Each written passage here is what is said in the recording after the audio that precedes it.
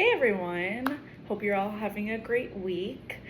I wanted to point out first and foremost that this specific video is very exciting for me because this is what I've chosen to do my project on. So I chose to do hurricane preparedness for Florida, which is something that I've been thinking a lot about in these weeks. I haven't necessarily bought any supplies.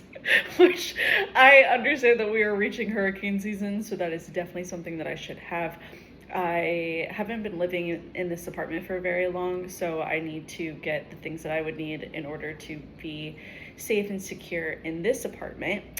The apartment that I lived in previously, when I worked at Disney before and I lived in Kissimmee, was a lot newer. It was on higher ground. I felt a lot less susceptible to flooding and power outages. But now that I moved this way and I live in Altamont Springs, which if you're not familiar with Orlando, it's like 45 minutes further north of downtown Orlando. There is a lot of issues with flooding here, a lot of issues with power outages. I actually just recently experienced a power outage, or I suppose it was a surge, and that caused my wiring to have an issue with my oven. To make a long story short, we're so susceptible to power issues where I'm living here that just this past week I went to go preheat my oven and the wire sparked and I had a near miss electrical fire. They had to come and fix my oven. Very scary stuff. So point being, definitely need to be more prepared for hurricane and extreme weather in this apartment. Now, there are a few very basic things that I do have, so let's go over those. I have a first aid kit, so definitely need to get some more things in here, but just simple things, bandages, different Neosporin, things of that nature. I have a flashlight, so that would come in handy if the power goes out. I do not have a hand radio, so that is something that I would definitely like to have.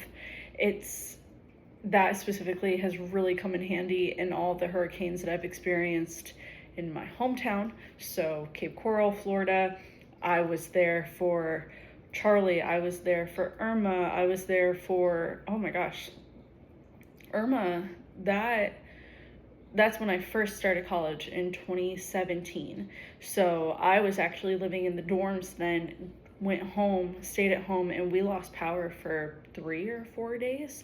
So I'm so lucky that my family had battery powered radio so that we could stay up to date and see what was going on in our area. Non-perishables, so I do have a few, definitely something that I should invest in, because that's the thing, you just never really know when it could be so bad that you don't have the basics of electricity to cook. And I mean, when everything goes bad in your fridge and you have to figure out what else you could do, restaurants are closed, non-perishables are most definitely a must. I have a very basic 6-pack of bottled water, definitely something that I need to get more stocked up on, but just like Professor Evers mentioned, it's something that gradually over time, it's not like we necessarily need to sit here and get 624 packs and keep that stored, but over time in the next weeks and months, it's something that I will have to store and bulk up on. I am also currently reading and reviewing Bracing the Storm.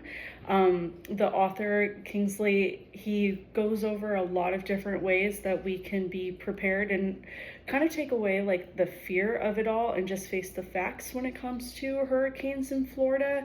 He mentions a lot about what supplies you need to have, so the few things that I've mentioned here, and basically just how to get your head in the game and be ready so that you can handle hurricanes safely. So that is what I have so far and what I've yet to get and things that I need to invest in the upcoming months. Hope you've all had a great week. My normal update is that I'm doing college algebra and I got a 94 on my last exam. Woo!